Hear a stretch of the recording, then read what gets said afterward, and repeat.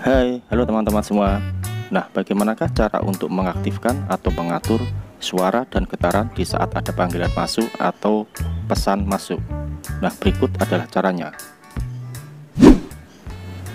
Oke, baik teman-teman, langsung saja kita ke setelan atau pengaturan.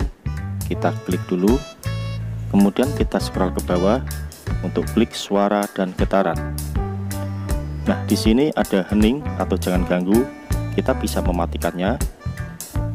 Di sini ada reguler, yaitu semua suara akan bekerja dengan normal. Kedua ada hening, yaitu panggilan dan notifikasi akan diheningkan. Kalau kita klik yang hening, maka semua notifikasi panggilan atau message akan dinonaktifkan. Kemudian ada jangan ganggu. Nah, di sini ada beberapa pilihan ya teman-teman. Kalian bisa memilih dan itu opsional tergantung kalian masing-masing. Nah, di sini ada volume nada dering. Kita bisa mengurangi volume nada deringnya ataupun menambahkan suara agar nada dering tersebut akan menjadi kencang. Ada volume alarm, volume berdia, dan sebagainya. Oke, baik teman-teman, cukup sekian dulu.